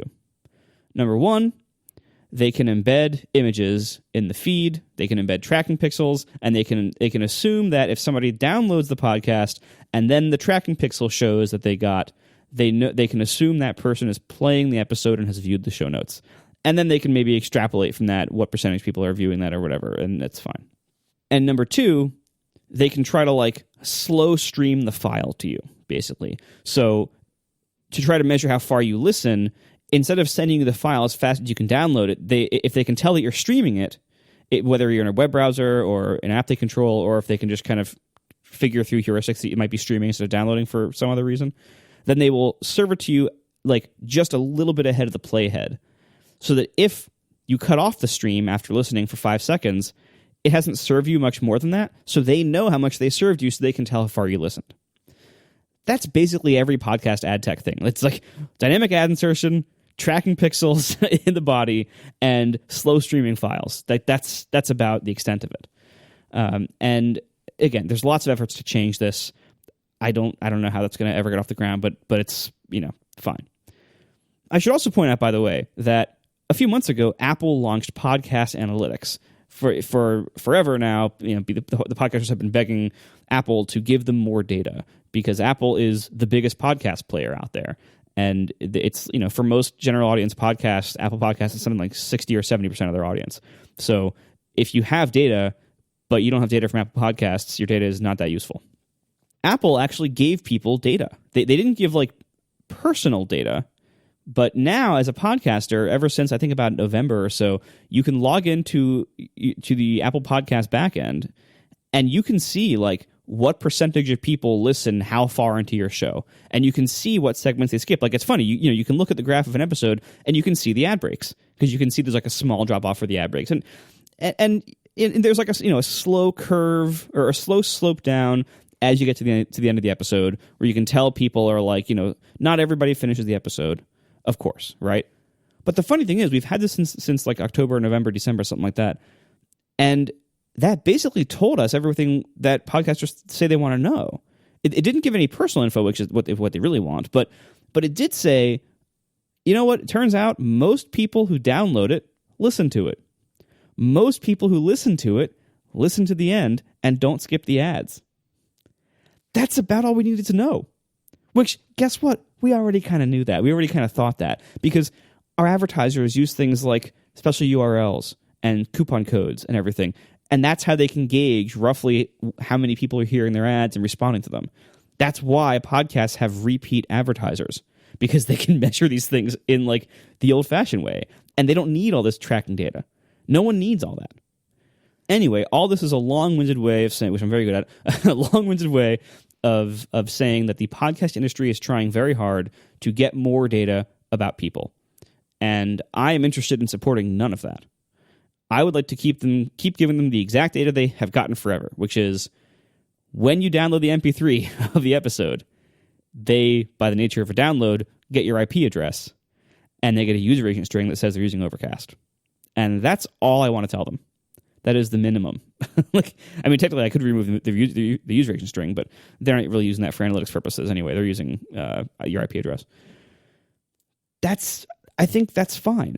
I don't think I'm hurting anybody by doing that. That's how the industry's always worked, and I'm just trying to prevent new things from invading our privacy in weird ways that we didn't consider. So, in Overcast 4.2, I block tracking pixels. And the way I do that is by blocking image loads from the UI web view and replacing them with placeholder like rectangles that if you want to see the image, you can tap the placeholder rectangle and it will load. Most people don't look at the show notes to begin with, and most people who do look at the show notes, most show notes don't even have images in them that are like of legitimate content use. So it isn't that big of a problem for the consumer. And for the ad tech people, they have two tools at their disposal, and I just disabled one of them for Overcast users. So is there an API within like WK WebView or whatever that calls you specifically for images, or are you doing some sort of more advanced technique to intercept these things? I'm doing an advanced technique. So I'm using UI WebView, not WK WebView, and this is partly for historical reasons. It's mostly because when WK WebView came out, I couldn't find a way to nicely make it use my custom fonts from my app bundle. And there probably are ways to do that now that I just didn't find at the time. But it was more like, I'd already written all this code with UI WebView, and this was not performance-sensitive code, so it was totally fine. The other thing is I'm pretty sure the way I'm doing this actually wouldn't work in WK WebView. So the way I'm doing it now is, so on the server side, ever since Overcast 1.0, I have run an HTML filter on the body HTML of podcast episodes called HTMLawd, LAWED. It's been this PHP HTML filtering library that's been around for a long time, and it was pretty well regarded forever ago when I last researched these things. I'm running that on the HTML, and there have been a few problems with that. One of them is that it broke under image source set tags because the version I'm using predates that. And I can try to update that, or I can try to swap out another library for server-side filtering. But server-side filtering is expensive. Computationally, it's expensive, and I don't just filtering the strings that are HTML strings. I think is kind of it's just a cat and mouse game. Like there's always going to be new security vulnerabilities that can come up for we found a way to execute arbitrary JavaScript if you put a line break here and move this byte over here and use this weird Unicode character sequence here and everything. So libraries like HTMLawd are supposed to be really good about that, but you're always playing catch up, and it's kind of hard to really guarantee that just by parsing the strings from some library in PHP that you're accurately filtering the HTML in a safe way that doesn't allow arbitrary code to execute or things like that. Fortunately, also around the time I developed Overcast 1.0, there was this wonderful new browser ability called Content Security Policy, or CSP. And Content Security Policy is a header you can use on web pages that you guys are probably aware of that basically lets the server-side software say in the HTTP header, so before there's even any content in the page, although you can use a meta tag too if you want, but it lets people say right in the header what domains to accept things like JavaScript and images and other embeds from. And you can lock it down so that even if somebody gives you a cross-site scripting vulnerability on some kind of content showing on your web page, you can block that in all modern browsers by having a strict enough content security policy in your headers. And there's not much reason not to do it. The only downsides to it are that you need to be a little more structured and controlled about where you put JavaScript and styles and stuff like that. So you can't just throw inline JavaScript and inline CSS styles all over your pages. You have to actually put them in template files or external files that you are declaring correctly or things like that. So you have to be a little more structured about how you write your code, but you should probably be doing that anyway. So ever since Overcast 1.0, I've been using content security policy on Overcast website so that even if I would display unfiltered body text from people's podcast feeds on Overcast.fm, it shouldn't actually be dangerous. Now, I don't do that. Just as a feature, I just don't display body text on the page. But I figured, in case I ever want to, or just as a safety measure, I have no reason not to support this, so I do. Although, unlike the iOS app situation on the web, it's less of a secure thing because you're relying on the browser to honor that thing. But on the iPhone app, you know what the browser is going to be. You know it actually will honor your content security policy. That's true. And also, content security policy is not new anymore. It was new in 2014 when I was writing all this stuff. It's not new in 2018. So now, I think with a web browser, you should still be very secure in things like, XSS prevention and escaping HTML stuff and stuff like that. But I think now CSP will cover you pretty effectively in the vast majority of modern web browsing usage if you screw up. But you still shouldn't screw up. What about users with WebTV 1.0? Right. They can't see anything on my site anyway. So, in fact, doesn't modern HTTPS stuff not even work well? at all. Yeah, I was running like Netscape 3 the other day in emulation, and SSL is a problem. Yeah. Anyway, so what I'm doing on the iOS app is I'm actually using content security policy in the app by using NSURL protocol to serve the show notes. It's almost like running a local web server, but without the overhead of opening a port and having it to go to localhost :8075 or whatever. So it is using the part of the Cocoa URL loading system that is kind of designed for you to hook in and make custom URL schemes. So I define a custom Overcast local URL that's responded to by this app library that's there. That serves the show notes, and with it serves the CSP header. And the CSP header restricts images and everything, JavaScript, everything, to only its known resources. And then, even when you tap the image to load it, it is still one of those URLs. It doesn't modify the CSP. It just loads the image like in the back end of the code from the server and then shoves it in there and displays it. So it's basically using web browser security technology, which is pretty well tested and pretty well supported, to restrict what can be done in my show notes. And my plan is, once this version has large, widespread support, my plan is to disable HTML LOD, however that's pronounced, disable that on the server side, because it's breaking all the Germans' podcast CMSs that use source sets, and it's been breaking it for a long time, and they're very upset with me over that. And it's just, it's going to I think it's going to save me a lot of computation time on the servers too.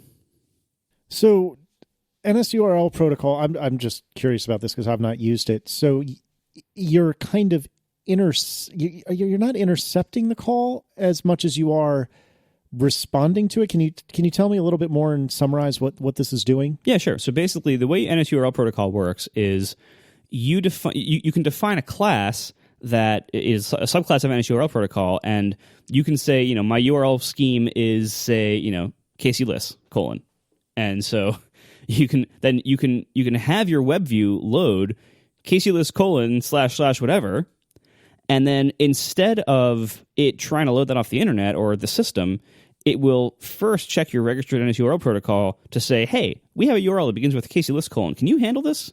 And you can say, yes, I can. And then it'll come back to you later and say, all right, here we got a request for this URL. Let us know when you have the data and give it to us. And then so your class can kick off whatever it needs to kick off, or it can return it synchronously.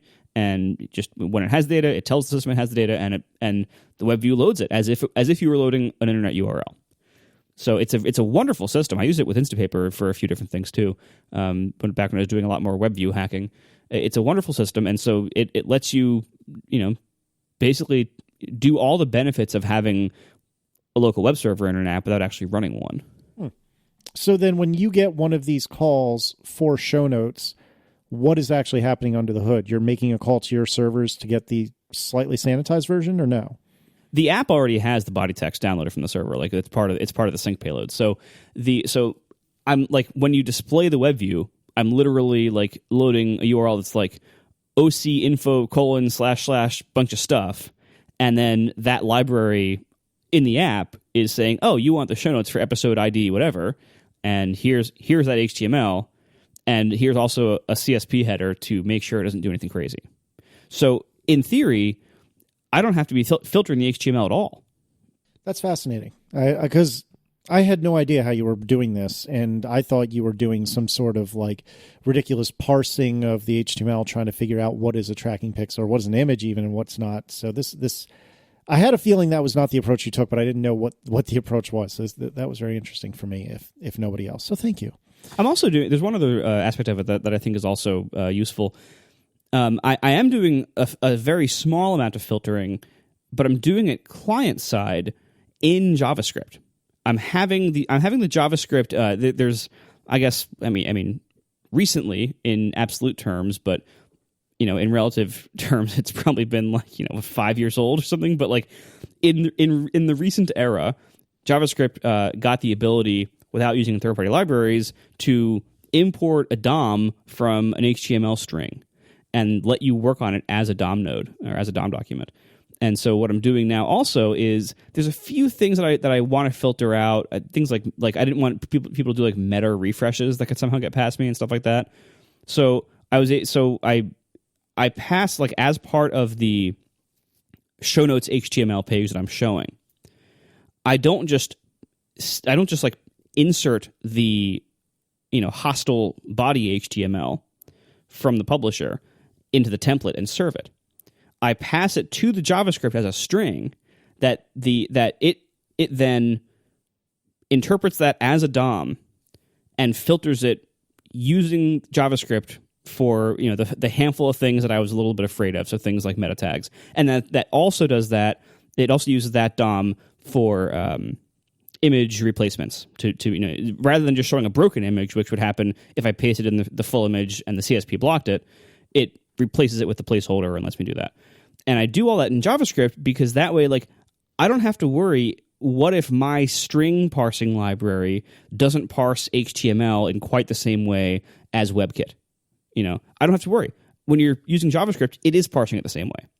So it's just kind of like shifting the security onto the well-tested, built-in functionality of WebKit.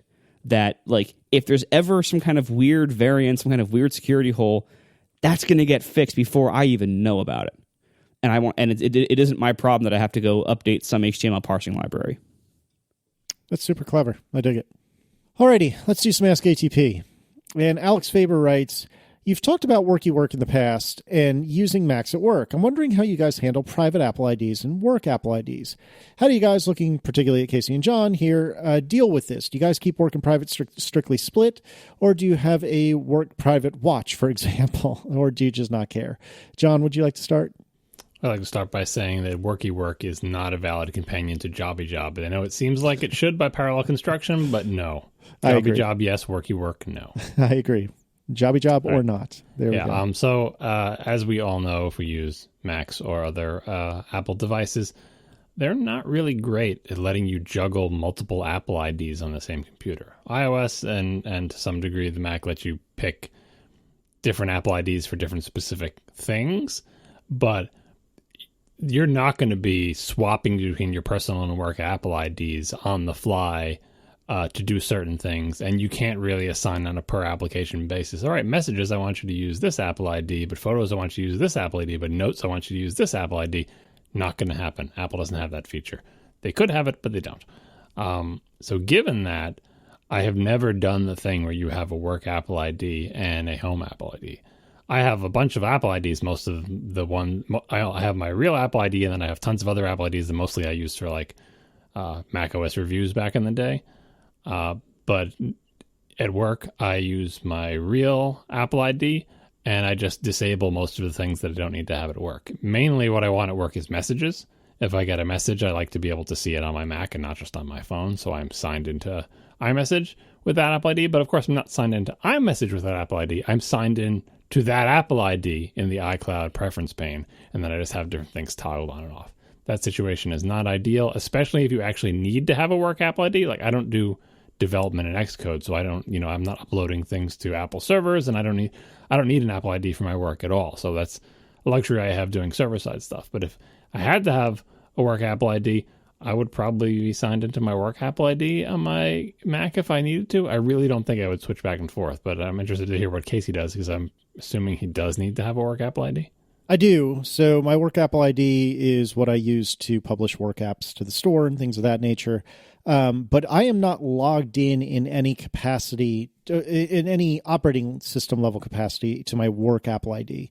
The only thing I have logged in iCloud is my personal Apple ID, the same one I use on all my personal devices for much of the same reasons that you were talking about.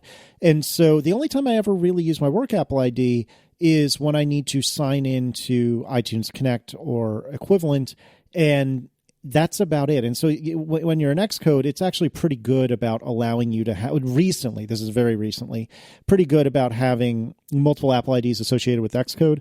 And it, generally speaking, does a reasonably decent job of picking the right one for the particular moment. So I have the same Apple ID I use everywhere. I do that mostly for messages and for apps, because there are some Mac App Store apps that I bought. Yes, Mac App Store is still a thing. It is still a product in their lineup. And so I want to use the same apps I've already paid for at home, at work.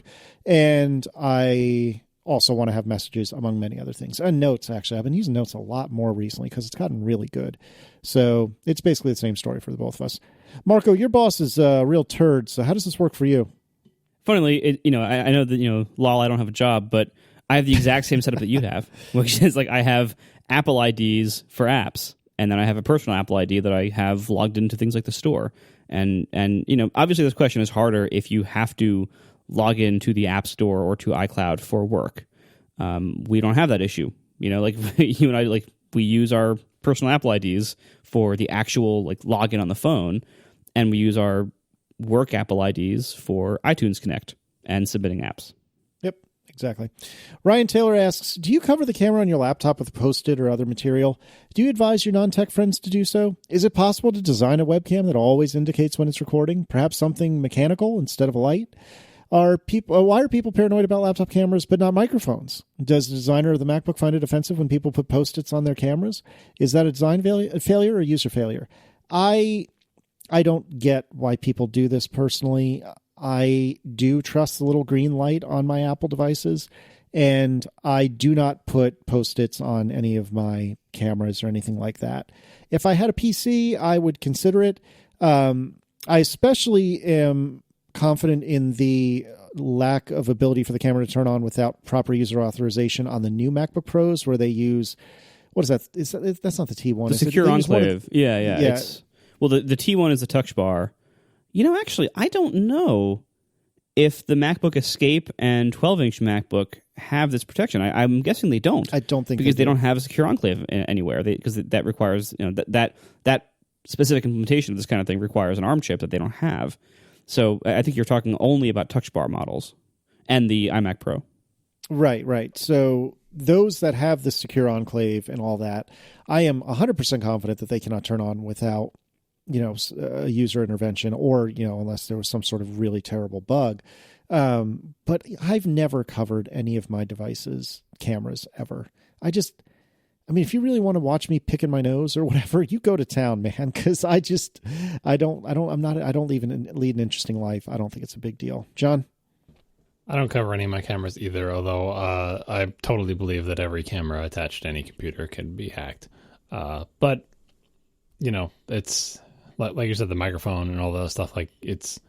There are too many things in this world that are potentially watching and listening to us, and all of them are hackable, and you're not actually getting much additional protection by putting a piece of paper over something. Like your net vulnerability to hacking is about the same as it was before. We're all mostly relying on the fact that we are not interesting targets. That's what's protecting us, honestly, not anything else that we do in our lives. If you were a really interesting target, putting a piece of paper or a piece of tape over your thing is not going to stop people, because, the hackers don't go through the door with the lock on it, right? They go through the open ones, or they don't go through the door at all. They get you to come out of the house, or they social engineer you. Yeah. So if it makes you feel more comfortable to do it, feel free. I would not recommend my non-tech friend do it. I've never advised a non-tech person, or anybody for that matter, that this is a thing that they should do, because it's just, I don't think it is a useful. I think obviously the drawbacks are obvious, that you have to keep adding and removing that thing and remembering to put it on and off and worrying about it and all the other stuff. It makes using your devices less convenient. For example, say you did it on your phone and had to keep peeling this piece of tape off every time you did a FaceTime call or something, or had some kind of muffler over the microphone that every time you had a phone call you had to remove. That inconvenience is not worth the additional security, if anything, you're getting. So no, I would not recommend someone else do it. But if you want to do it and it makes you feel better, feel free, but just perhaps think about what you're doing with your life. Yeah, I'm with you. I think it's the kind of thing where it looks like you're doing something to increase your security. It probably feels good. You're like, oh yeah, I'm really blocking out those hackers with this circular sticker that I'm putting over, or this piece of tape that I'm putting over my camera here. But ultimately, that doesn't, as John said, it doesn't really make you that much more secure. And I think, Ryan Taylor, the listener who asked this question, brings up a very good point of like, what about microphones? Like, I think most sensitive information from companies that could be gleaned from a webcam would be via audio, not video. Like I don't think anybody's worried about watching you pick your nose while you work. But if you're having a conversation about something confidential, like that's probably the more damaging thing. Although if somebody is to the level of hacking your camera, like hacking the hardware that your computer is using, I imagine the contents of your data on your computer are probably way more, questionable and vulnerable and valuable to people. But at the same time, like, I don't know if there's any reliable way to block the microphone input from the built-in microphones on a modern Mac. Like, what do you do? Like, shove sticky putty into the holes? Are you sure you even have the right holes or all of the holes? Like, there's multiple microphones on all these machines now. Some of them are going to be like behind speaker grills that you can't really actually plug up. So like, there's really no good way to block off microphones, so nobody does it. I think the reason why people do it to the camera is because it's easy and there's no real downsides. Unless you are somebody who uses video chatting a lot on your laptop. But like otherwise, it's something that IT departments can mandate and look like they're doing their job and say, look, we're covering our butts. We're saying we need to make our computers more secure, and we'll give you this 8-cent sticker to put over the camera, and your laptop will look secure, and we can make sure you have that on there because we can see it, and we can look like we're doing our job, and we can feel secure. And the reality is it's mostly security theater. And by the way, if you're trying to come up with like part of this question, is there any way to make a light that any way to make a camera that you can be sure that the green light is real and it can't be hacked? Like perhaps something mechanical. Yeah, mechanical is the way you would do it. You'd have an actual opaque piece of metal that when it slides in front of the camera, and the only way for the camera to get a picture is for it to slide out. And if you want to tell whether the camera is on, just assume every single time that metal door is open, the camera is on.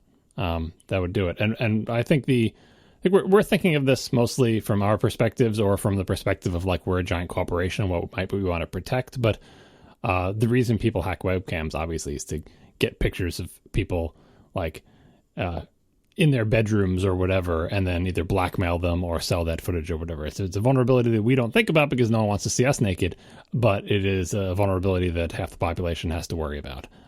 So if you find yourself in that situation, again, I would recommend don't put stickers over your thing.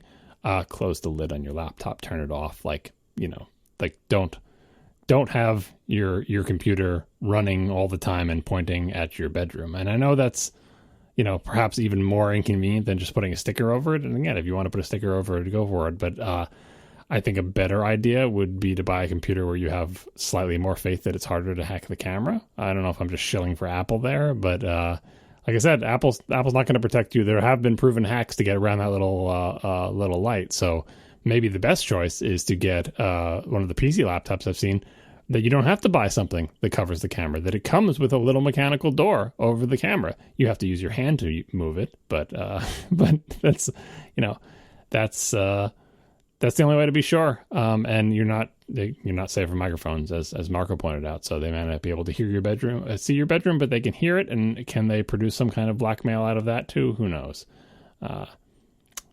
Technology in the bedroom, it's a problem. Yeah.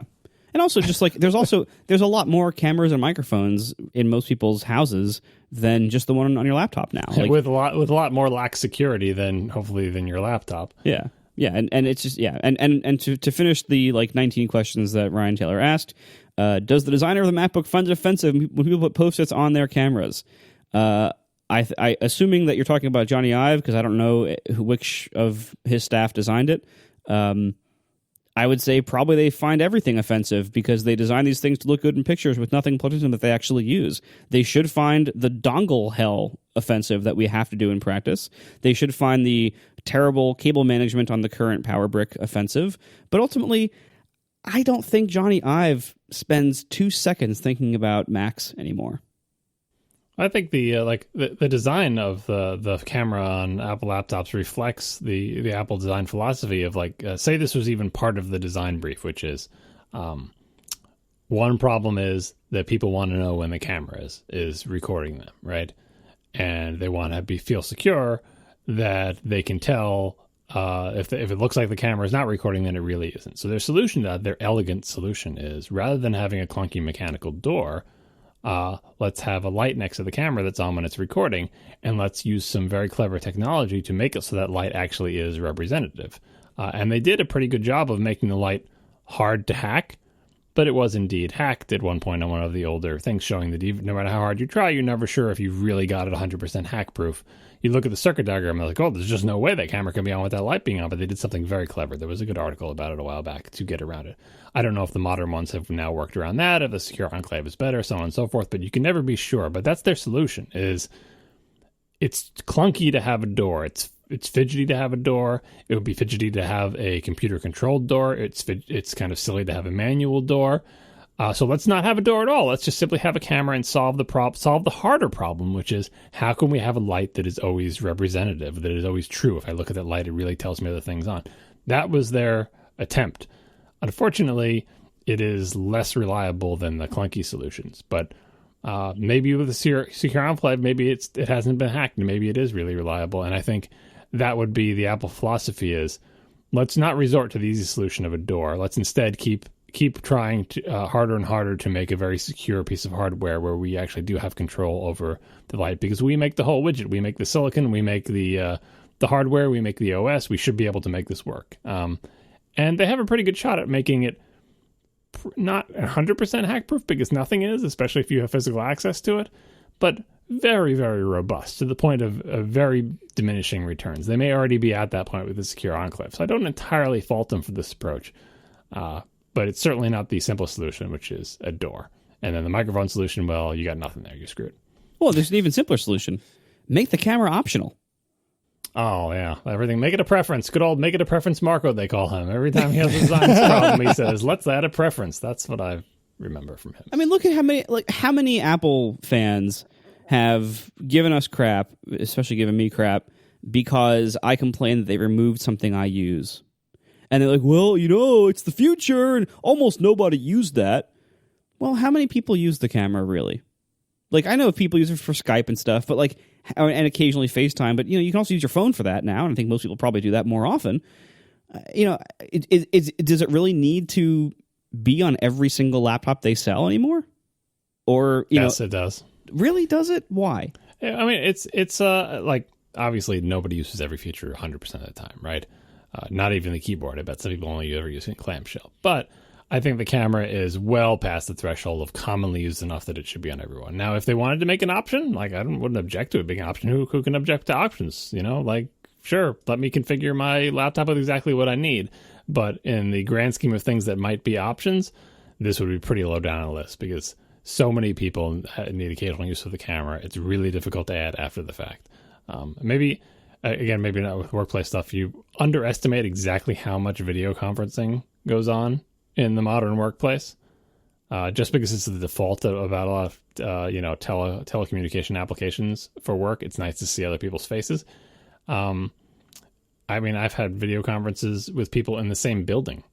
I had 3 video conferences today. It's just a thing that happens today. And sometimes I think about it, and if I had told myself, as a kid, that when you're an adult in the workplace, you'll have video conferences every day, it would sound all so cool and futuristic. And now it's just meetings.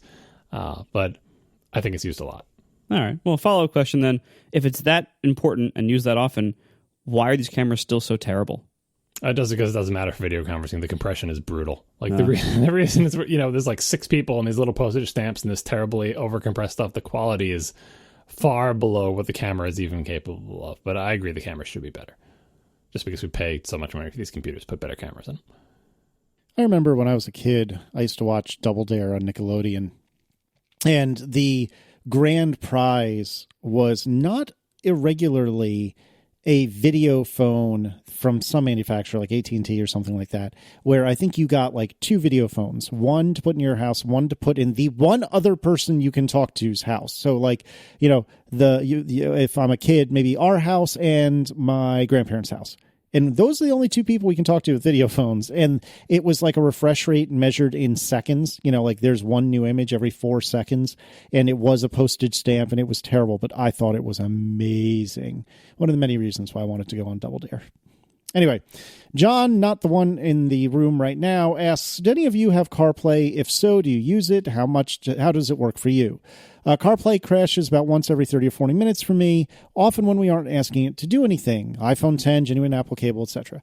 For me, we recently got Erin a new car. We got her a Volvo XC90 that does have CarPlay. It is wired only. And I really, really like it. A lot more than I expected. It is not perfect. It is by no means perfect. But what I like about it is I don't have my phone paired with her car.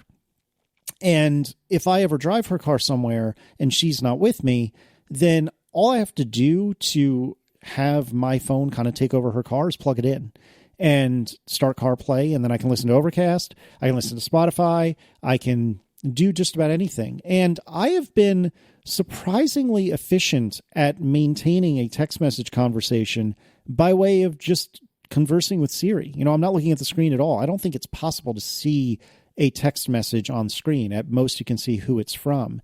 And I've had entire conversations via text message or via iMessages, really, via Siri, via CarPlay. And it's actually worked out pretty well. Maybe if I lived with it every day, I would find it frustrating. It certainly infuriates me, as we talked about not too long ago, that you can't use Waze or Google Maps with CarPlay. That is very annoying. But since I'm only ever in the car for like 15, 20 minutes at a time, I don't mind any of the limitations, and it's actually worked pretty consistently for me. Now, I know, Marco, that you don't have it in the Tesla, but I believe Tiff's car does, right? That is correct. However, I almost never drive Tiff's car, so basically I almost never use CarPlay. I hear from people who have it, who love it, so it seems very popular.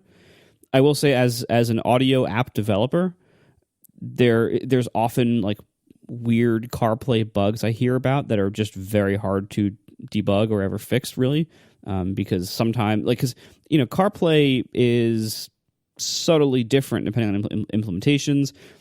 From what I can gather, it seems to be mostly an iOS thing. Like I think the car manufacturers themselves, or the head unit manufacturers, are not doing much logic on their side. Like, it seems to be an interface that's entirely rendered by the iPhone and just kind of sent like as a video signal to the head unit. So, but the problem is, like, there are like small differences in how cars will do things like send the Bluetooth commands and or send playback commands and things like that. So there is some car to car variation, or head unit to head unit variation. So it's a little hard to generalize and say it's always this or always that, or always stable or always unstable. But most of the logic is happening on the phones, as far as I'm aware. So I think it is fair to characterize, your experience with one is going to be pretty similar to your experience within a different car. So all that said, I've had very little experience with it. And so it does look nice, and my usage stats show that a heck of a lot of people use it. But I can't use it because it isn't available in my car. If it was available, I would get it. Although I would probably still mount my phone in the little dock so I could run Waze. John, neither of your cars support it, is that right? That's right. I have never used it. Oh, that's too bad. It's not. It's good stuff. I mean, it's, again, nowhere near perfect, but it's pretty good. As usual, I'd say the biggest problem with it is Siri. Although, again, for the purposes of text messaging only, Siri does work pretty well for me. Thanks to our sponsors this week, Hover, Squarespace, and Rover. And we'll see you next week. Now the show is over. They didn't even mean to begin, 'cause it was accidental. Oh, it was accidental. John didn't do any research. Marco and Casey wouldn't let him, 'cause it was accidental. Oh, it was accidental. And you can find the show notes at atp.fm. And if you're into Twitter, you can follow them at CASEYLISS. So that's Casey Liss, MARCOARMENT, Marco Arment, SIRAC, USA Syracuse. It's accidental. They didn't mean to. Accidental. Tech podcast so long. show stuff. Any exciting baby stuff going on, Casey? Yeah, how's your whole like family life going? Things are generally okay. Michaela is a much happier baby now that her insides aren't on fire, which is great. If you recall, she has either a milk and or soy. It's not an allergy. What did they call it? Intolerance. Intolerance, yeah. Yeah. So, she was an extremely fussy baby, at least by List's family standards. And so we went to the doc, figured out, it's this intolerance, put her on this really crazy formula. It seems to be making her a much happier baby, which is great. That being said, I think we are hitting the 3.5 to 4 month sleep regression. That seems to be a normal thing, which from what we remember from Declan was terrible and seems like it's probably going to be the same for Michaela. And I'm going out of town for a few days starting tomorrow. You should have added some sleep unit tests. I should have. You're right. I absolutely should have. Wow. That's a good regression joke. I'm proud of you, John. Oh, my God.